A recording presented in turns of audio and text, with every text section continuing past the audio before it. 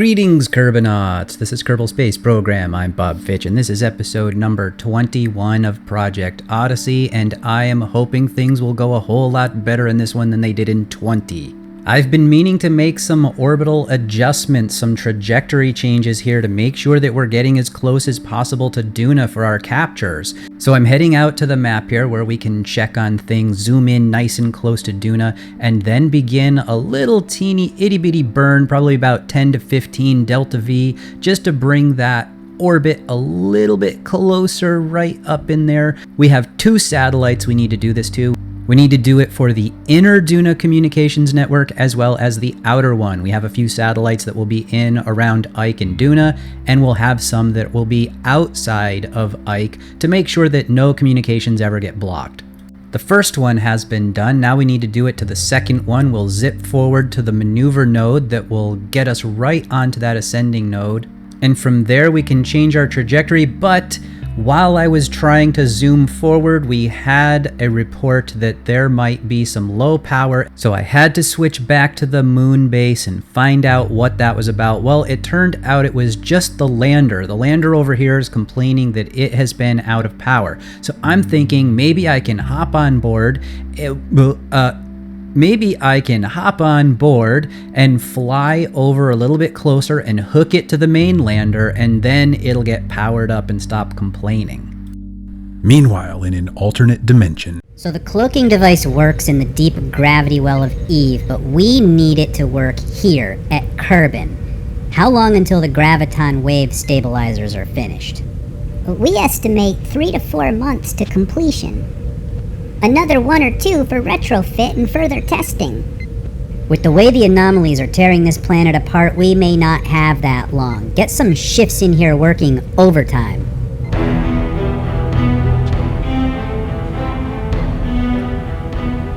We already are working overtime. Target Dish 47 to Eve. Open a channel to Raptor 1. This is Eagle Base to Raptor 1. Come in. Raptor 1, come in. This is Eagle Base. This is Raptor 1. We read you, Eagle Base. Go ahead. Where's Commander Kamalak? I need to speak with him. He's on his way to the bridge now, sir.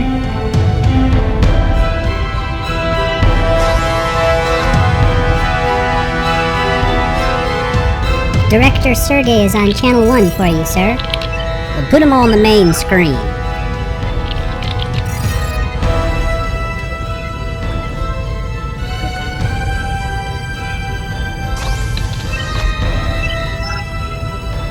What can I do for you, Sergey?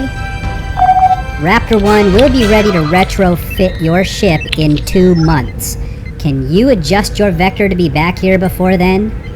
I'll talk to the chief, but I think we can arrange that. Set your course directly for Mun Base Alpha. Roger, Eagle Base, we're starting our burn now.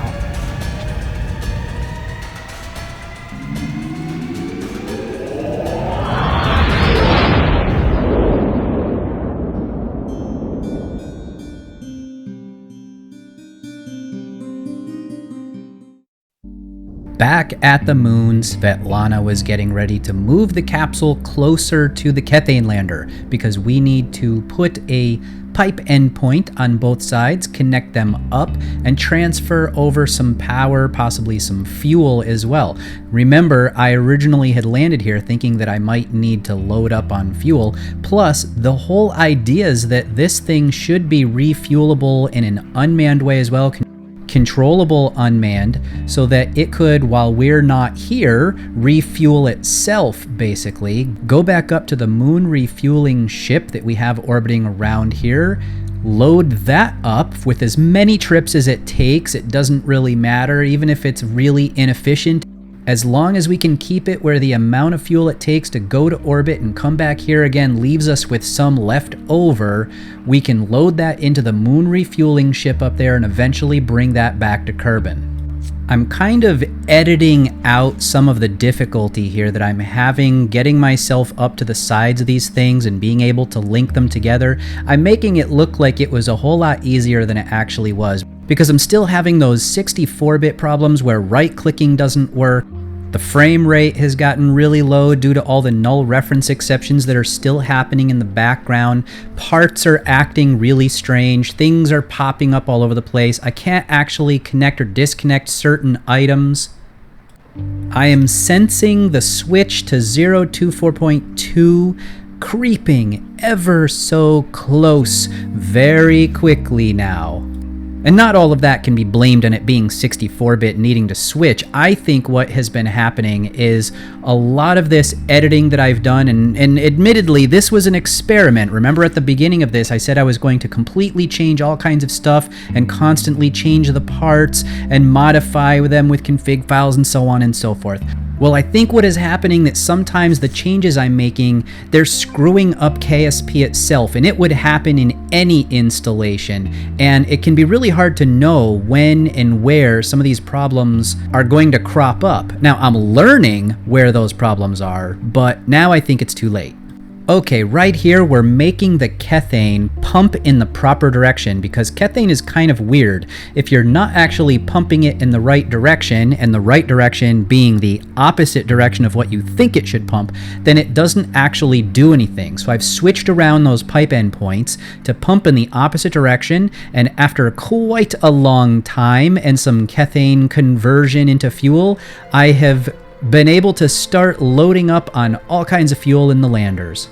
And with that out of the way, now we can return to what we had been doing at the time, which is making this adjustment at Duna. Ooh, I'm going right by Ike. That'll be pretty cool. I'm going to want to use Ike's gravity to help me slow down.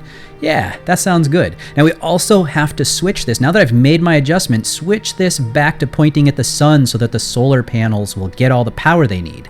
Speaking of the 024.2 upgrade that is probably on my horizon, and possibly also giving up on the whole idea of editing all of my parts, you can see here that I'm looking out at the map to see what could be coming up next. And over here we have our alarm list, and you can tell that I've got some SOI changes coming up well before my Joule transfer type stuff. So the next thing is basically those satellites are going to make it to Duna. Well, I was checking on all of that to see what I should do next. And I had been looking at the Duna scanner and the Duna communications and the Duna network here.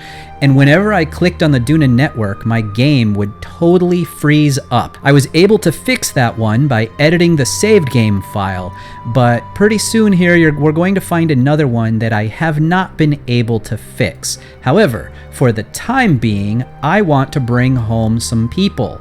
So we need to get over here to Kerbin, scroll in here, find Svetlana down on the surface, and we're going to switch to her and bring her home, because her job there is now done. First up on the agenda is making sure that the lander is completely filled with fuel. Now normally I would just launch in the top capsule, but in this particular instance, remember when we came here in a Hydra that had just about run out of fuel. So what I'll have to do this time is launch still with my legs attached, which is okay because we've had a chance to completely refuel using the kethane from the ground. And there she goes, up in her capsule with the one solar panel still functioning, still have no idea where that one went, somehow just magically broke off. We're flying along roughly to the east with Kerbin at our backs because a moment ago, we made sure that the return Hydra was coming by near us. Not that that really matters that much. The way this install is glitching, for all we know, we could get up there and, oh, look at that. The legs are now animation glitched as well. They popped up and went back again rather than going up. Yeah, by the time we get up there to meet that return capsule, we might find that it's not even there. Maybe it's the anomalies wreaking havoc on our installation or something like that. But we are picking up speed now, zipping across the surface. Any time now we'll be lifting ourselves up high enough that we can actually reach that return Hydra, and then we will be back in the safe embrace of Kerbin. The camera flip over has let me know that we can now throttle down and go take a look at the map and see how close we are. It's time to make our adjustment that brings us in nice and close to that Hydra. And shortly after that beautiful Kerbin sunrise and real sunrise, we now see the Hydra coming up there. And this will give us a moment to discuss what we might need to do if we're actually going to switch over to 024.2, and how we might be able to keep the storyline going. In fact, perhaps actually work the storyline into the conversion. So if I have to do that, a bunch of stuff may need to change visually, and the different mods that I'm using and the parts I'm using. And like we've done in the past with anomalies, perhaps that could be considered an anomaly event, a massive anomaly event that has somehow set us back a little bit, but once again, we will recover and we will build our infrastructure back again, and we will make it to Duna and we will get home. Bam! That module has docked up. We are now ready to transfer over using crew manifest, as well as transfer over the fuel using the TAC fuel balancer. We'll pump it over into the actual return capsule, so now we have more than enough to come home. In fact, we're going to have so much to be able to come home that once we get there, we could try slowing down a bit. The right thing to do here would probably be to aero capture, but instead I'm going to get as close to Kerbin as possible, re-entering on our return, and if I decide to, then I will actually bring our orbit up once we get out into away from the SOI of the moon. Now about that 024.2, if I do that conversion, hopefully it won't delay Project Odyssey too much, but if you see a week where I don't have an episode some Monday, then you're going to know that's why. It's because I'm spending time upgrading and I don't have enough time that week to actually make an episode. Well, you can see we have brought our orbit up with a radial maneuver so that we can go by above the atmosphere here, do a retro burn at our periapsis and bring down that orbit a bit so that when we do come in, we'll be going in much slower than we would have been had we come straight back from the moon. We can do that because we had plenty of fuel after doing that refueling trip with the Kethane and bringing it up with us to the Hydra return capsule. And while we wait for Svetlana's return here, waiting until we get into the right spot in order to bring down that orbit so that now we can hopefully be landing somewhere over here on this bright side of the planet, I can mention what might happen to the program that I've been working on that allows me to create my custom installation. Well, that program is really only useful for all of the modifications I've been making to the play balance of the game. As it turns out, I think it's one of the reasons why this install may be becoming unstable. Some of the changes that I've made where I've added nodes, taken away nodes, I think they're having an effect on the game. It can cause exceptions, crashes, not like this crash right here, with the service module re-entering, and not like this glitch, which I believe is coming from my 64-bit. Everything is fine if I load in 32, but if I'm in 64, then I lose the ability to render the re-entry effects on the capsule. But there, we've popped back out of the pink texture, which means the re-entry effects have finished, and now I can deploy the parachutes so that I can go down. They won't burn up on re-entry. Anyway, I was saying that install program was good for making modifications to the balance, as well as, in theory, allowing me to upgrade different mods by simply dropping them into my mod viewer folders, and then the program would move them correctly over into my install, correctly removing all the appropriate parts as well. But there is a program out there that maybe I could use instead. It's called KSP Mod Admin.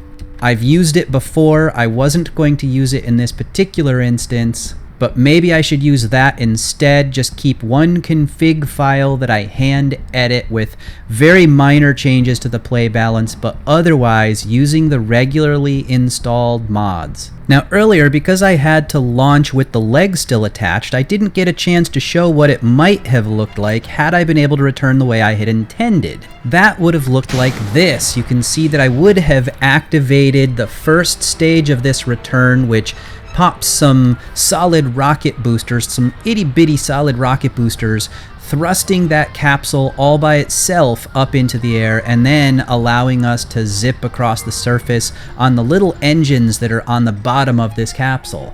As I got closer to the Hydra in my sample run, it occurred to me, hey look, I have the drop tanks on the side still, and I wanted to demonstrate how the drop tanks could be just unloaded right there after the fuel was gone, but I was really close to the Hydra, so when I released them, and because I wasn't actually powering the engines anymore, they didn't fly behind me, they just sort of came off the sides and slowly, gently floated away.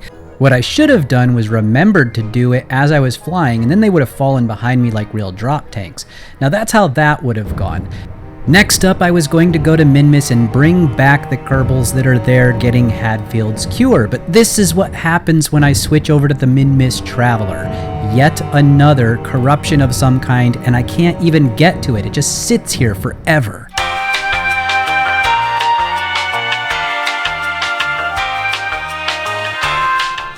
Look in the bottom right of my screen and tell me what you see, Kerbinauts. That's right, I'm upgrading to 024.2. So what does this mean to Project Odyssey, and what does it mean to the show? Well, let's have someone else explain. There she is, sir. Coming into low orbit now. Let's see it.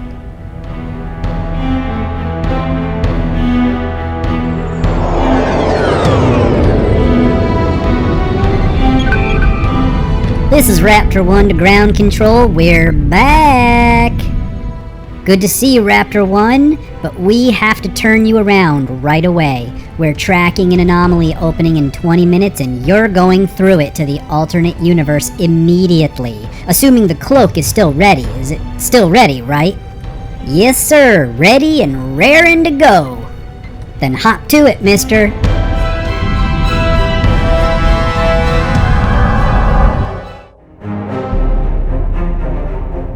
This is Joseph to Bill and Odyssey Station. Do you read? I read you, Joseph. Go ahead. We think we just spotted an anomaly near you. What did your readings up there show? Yeah, I was just about to call you. I saw the same thing. But it was a quick one. It opened and closed in just 3 seconds. And although I could have sworn I saw something else on the scope at the same time, it was only there for a second and then it was gone, and all's quiet now.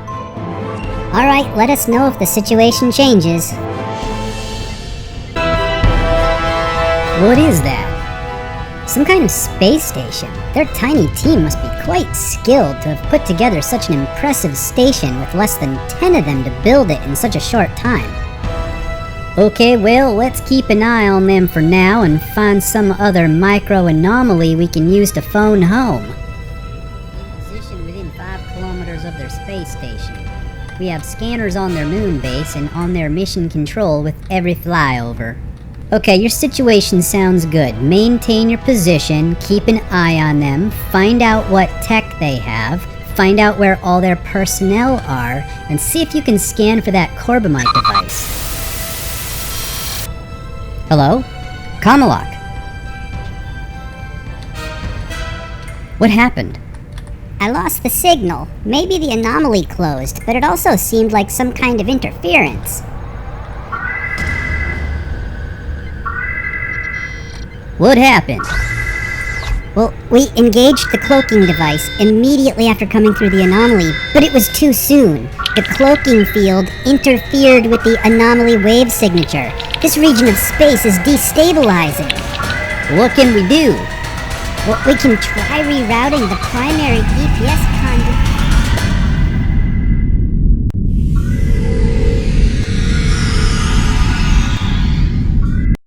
Uh-oh. Oh, not this again. Hey.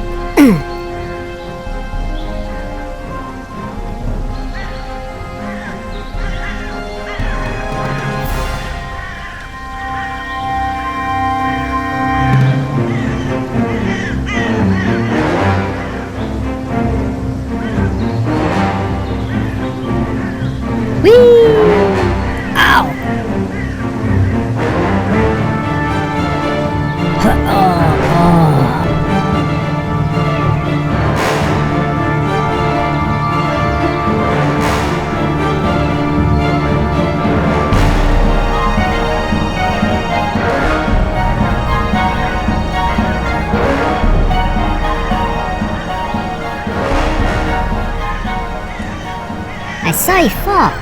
So did I. This is clearly not our base. It happened again, didn't it?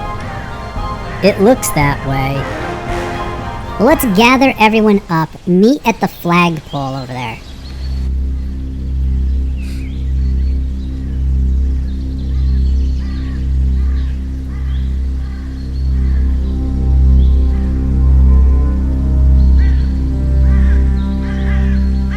Where's Bill and Hadfield? They're not here. I think Hadfield's stuck between dimensions again. There's something about him that causes his return to be delayed. Okay, work on predicting when and where he will return this time.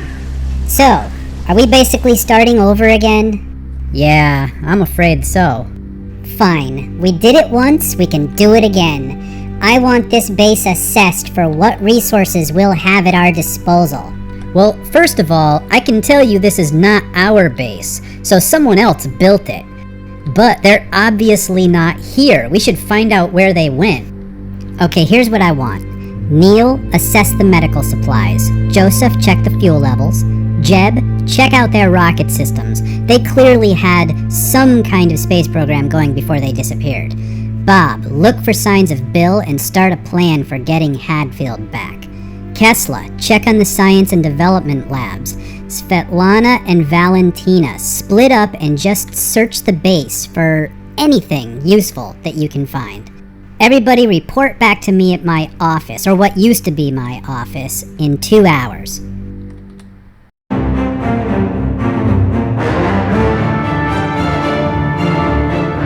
This office looks a lot like mine. I wonder if another version of me was running this base. Could be. So, the assessment. Neil, you begin. Medical looks good.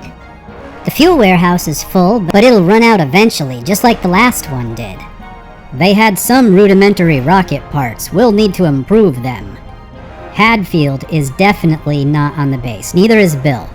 That concerns me. He was on the space station. I don't know what may have happened to that.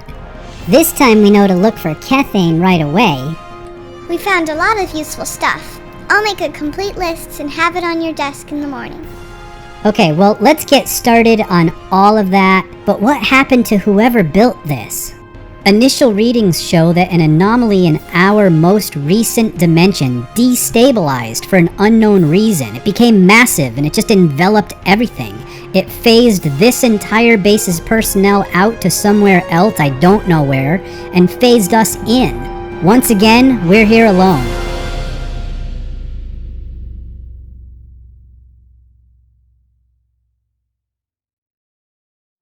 So there you have it. Most of the base personnel has been transported into yet another new dimension. These things are popping up all over the place, huh? Hadfield is missing. Bill is missing. He was on Odyssey Station. We don't know what happened there. And the Raptor that came through and cloaked itself and disrupted everything, we have no idea what happened to that. And we haven't seen anything as far as the alternate dimension and what they're thinking about sending their Raptor through and possibly losing communications with it. For me, you can see that I have a whole new launcher here. In fact, because it's a whole brand new installation, I'm going to have to catch myself up really quickly to where I was in the other Project Odyssey. That means as fast as I can, I need to send up a communications network and get things going back to Duna and get that reference mission back on the moon. But this time, I think I'm going to be building it just a little bit different from the way I did it last time because I learned some lessons. Also, this time around, I am not going to be mucking with my install as much as I did last time. I'm pretty sure I destabilized it to the point where I was forced to upgrade to 024.2 because I mentioned that my Duna network was unclickable. It would freeze up the game. I also had that problem with the Minmus Traveler. Oh, look at that. We've decoupled our fairing and exposed our new Tidris E satellite to space. And look at the exhaust on that stage right there. It's coming out very realistically to what real life exhaust would be in space. I love it. Anyway, I was saying the Minmus Traveler was unclickable. It would freeze the game if I tried to focus it. Also, during the filming of a segment earlier for this episode, I tried to go back to Odyssey Station to show it from the outside. And when I try to focus on that, it just erupts, explodes into a million pieces. And I don't have the replication, duplicate ships overlapping problem. The ship is just spontaneously exploding now anytime it gets clicked. So there's yet another problem that I have with that old install, and another reason why I just wasn't going to be able to continue using that one, and I must start over again. But I will try to go through everything as quick as I can to catch us back up again so that you can see new content real soon. Now, before we can actually continue with that launch, I probably should come in here to the VAB and give you a little rundown on what's different in here. You can see that there are a bunch of new parts, different parts in here. The avionics rings are different now from what they used to be. I have new things like this radial core and this box sat probe. I will cover some about what all that is, either coming up soon or in a future episode. We'll see how it goes. There are a whole bunch of new parts all over the place in here.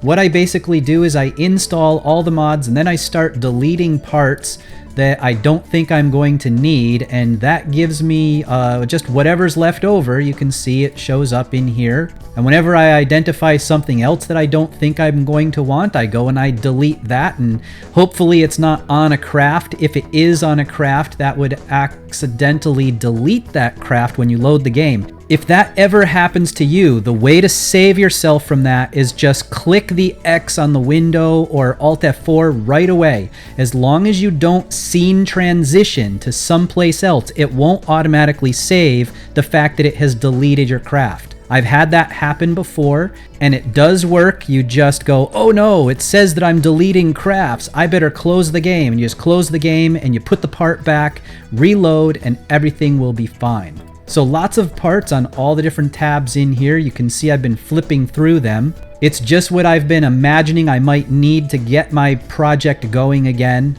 I have bits for satellites, and I have some bits for some space stations, and I have bits for a new Hydra. I'll show you some of the new ones right now. You can see that from the FASA pack, I have this new engine lockdown. This is an old lockdown that I had in my last install, also from the FASA pack. The engine is a KW engine, but I have scaled it so that it's a little bit shorter. I also fixed a problem I was having with hot rockets where the exhaust was coming out of these before I had turned the engine on. I did that by going in and deleting a config file from hot rockets where it had KW engines in the folder and a config in their folder. By deleting that, it made that problem go away because now KW engines have that built in.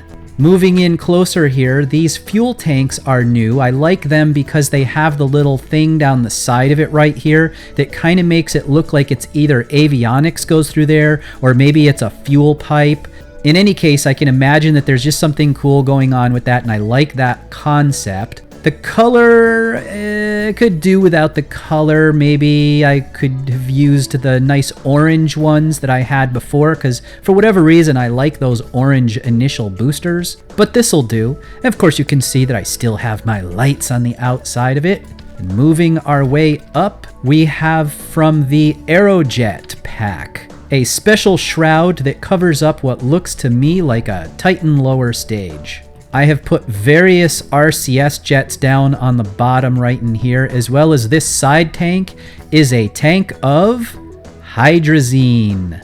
Look at that right there, hydrazine. Remember back at the beginning of, well, not the beginning, in the middle of the initial episodes of Project Odyssey, I said, gee, I wish I had thought ahead of time now that I'm doing real solar system stuff. I wish I had thought ahead of time that I could use some sort of more realistic fuels, but it's too late now to do anything about it. Well, it's not too late if you're completely starting over again. So that's what I'm doing. Check it out in here. This engine is liquid hydrogen and liquid oxygen is what it uses. So these tanks are filled with liquid hydrogen and liquid oxygen. Initially, I was thinking it would be cool to put one type of fuel in the top one and a different type of fuel in the bottom one, but as it turns out, the ratio of how much you need of each type just doesn't work out. You can see over here on the engine how much it uses, 90 per second of the hydrogen and 33.5 per second of the oxygen. So that's just a problem with the amount of volume that was up here, so I just decided to go ahead and let both of them be both types of fuel. Moving our way up. So this is actually composed of multiple parts. That engine has a little fairing that puts in those strut-like looking things. The hydrazine is a tank from Cosmos that I scaled down to make it fit inside the fairing. More lights, RCS jets from Aerojet, as well as this, and this, and this, which brings us up to an inline stack light. That is a light right there. The whole thing is just a ring of lighting. Above that was the avionics ring. I took that out of the FASA set, and it is the avionics that is normally used with an Apollo launch, but I scaled it down to make it fit on my launcher. Moving our way up a little further, we have ourselves the fairing. Oh, I'm not going to show you what's inside there yet. You need to see that out in the real world first. As long as real world is defined as the virtual world inside my computer, where the TDRS E is now making its way to its geosynchronous orbit. As usual with the first launch of a brand new network, I have targeted the moons so that I can look for the proper inclination of 0 degrees. That said, I will admit I was paying less attention to that and more attention to my periapsis. The plan right here is to look in the upper left-hand corner of the window where you can see the flight computer is showing my orbital period. When I can get that to exactly 6 hours, or really close to 6 hours, we'll shut off the engine and use RCS to finish off to get us to exactly 6 hours orbital period. Now don't look away, Kerbinauts, because this is the good part. Look at that satellite deploying. Look at the way those solar panels open up. Now we have to flip around and point the backside of our solar panels toward the sun to make sure we're getting plenty of power before we open up the antenna arms. I have my 5 megameter regular antenna on one of those arms, as well as 2 large satellite dishes, one big one in the middle and 2 little ones that are attached to the core. All of that will provide the local communications that I know I'm going to need because of the last Project Odyssey install. That's what I needed at the end of that, so that's what we have here. Look how beautiful that thing is. We just have one more step. I need to set some targets. Well, at this point, I could target one thing at Moon and one at Mid-Miss, but I don't really have anything else to target yet. We'll come back to this once we have more launches. Back at the map, you can see that the lower stage now needs to drop down and be destroyed in the atmosphere. It was still on a suborbital trajectory when it decoupled its payload. Now, if you remember at the very beginning of Project Odyssey, I had some configuring to do with deadly reentry. Well, it looks like I still do on this new install as well. 1 second it's there, and then poof, it's gone. Back in the VAB, we can take a look now at the payload because I've shown it in orbit, which is what I like to do first. You can see that the way that I set up the solar panels, I actually have to do a funny little trick I'll show you here real quick. Right before I launch, I need to go to my Infernal Robotics servo controls, select Solar Side A, and hit that, which causes them to tuck themselves inside the fairing. Hit it on B as well, tucking those inside the fairing. And that's because these are attached together. They're plates attached with hinges. You can see the hinges right there and right there. Let me pull the fairing actually away. Just a regular KW fairing. The payload itself was attached to a separate payload decoupler. I like that one because it looks like an actual payload decoupler with explosive bolts. You can see them right there. This is the kind of thing that might be in an actual rocket launch, which I always love. Simulating things that are just like real. So how did I make those solar panels the way that I did? Well, I took this panel right here. This is 4 panels that I welded together. And when I say welded, people are like, hey, does that UBO mod still work? I don't even use that mod anymore. I actually do all this by hand. I simply put the coordinates in a config file and just load it up. The part doesn't need to be welded together, and it's a less buggy when you just do it by hand like that anyway. So here you can see the panel. What I did was I took those 4 and I attached 4 solar panels to the one side. The reason why I only have it on one side and not the other is because there is a collider on this side of the panel that detects that the sun's rays are coming from this side. The other side, if I had panels, it wouldn't function anyway because the collider is on this side. If you put 2 colliders, it'll get confused and it'll just pick the first one. So if we go over here now and we look at the satellite, you're going to see that I have 2 panels that I attached together, one on top of the other. See, well, it's a little hard to see it there because I started pulling it away. But what you can tell, see that? They're just sandwiched. One is placed and then the other is placed on top of it to give it a 2-sided panel.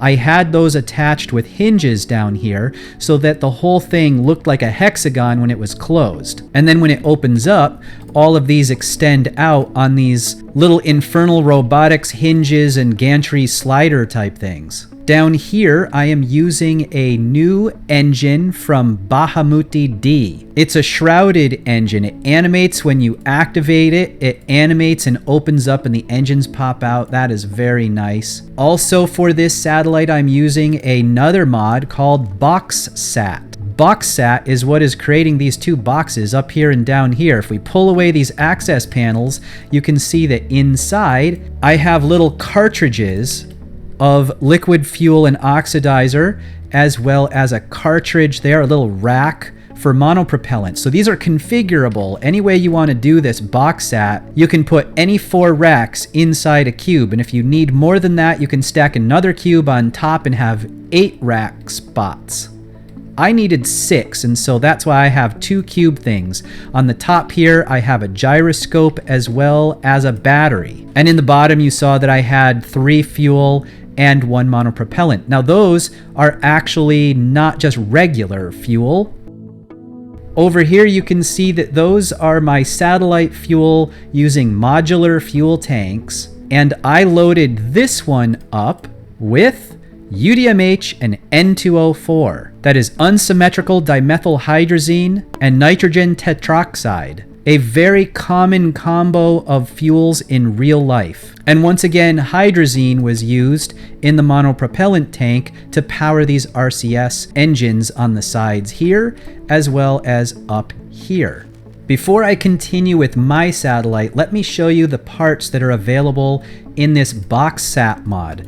We'll turn on the filter here to just show the parts from BoxSat using the simple part organizer. That's a mod that I now maintain. Coming over here, you can see under structural, actually I've moved around some of the parts, so you won't find them exactly in the same places that I have. I thought that this looked very much like the radiation shielded, just regular old square box that's used in the Juno launch system. So I decided to move it over to structural rather than where it started off in pods. There's a faceplate that can go on the front of this, but for now we're going to keep that faceplate off. There's a regular rack that's just totally empty. See how there's 4 spots in there where you can put the different bits. This one is empty, there's nothing in it. It's just you can configure it maybe for Kerbal attachment system or use it to fill up space so that it doesn't look like there's empty spots. But if we move over here to the beginning, you can see that they have this funny looking face on the CPU. Let me go ahead and put that in there.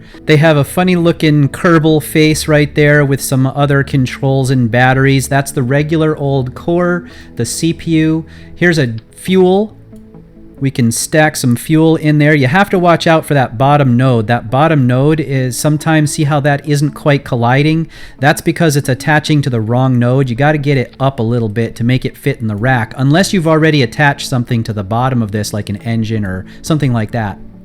All right, so there you go. You can see the fuel in there. The default version of this is going to, of course, be regular old liquid fuel and oxidizer, so it's not going to have the UDMH and all that I have on mine.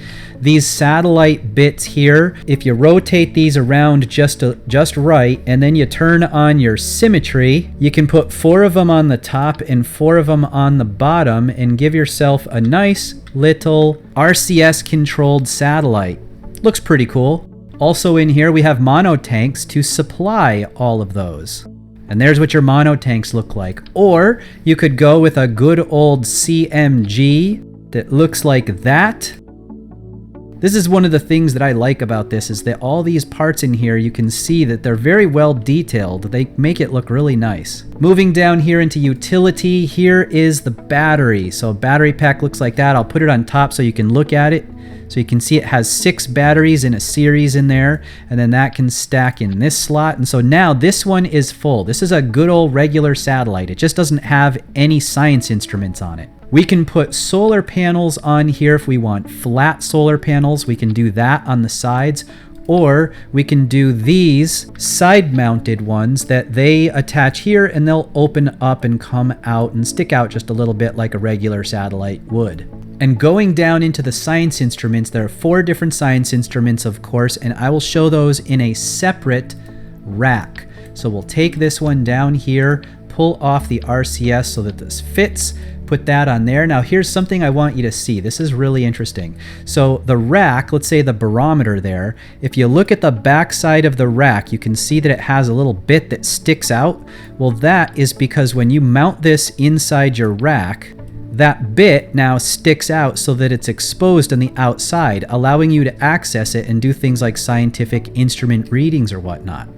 And the same is true for all of these bits. So if we take all of them and we put them all in here one by one, now we have them all: accelerometer, thermometer, gravioli detector, and barometer. But on the other side, we can actually see them sticking out, and they have this really cool science-y look to them. So continuing with the disassembly, we'll pull away the engine and the racks inside there. The struts were used to hold on the solar panels, of course. We have the box sats actual box, as well as, now this is an animating cargo bay.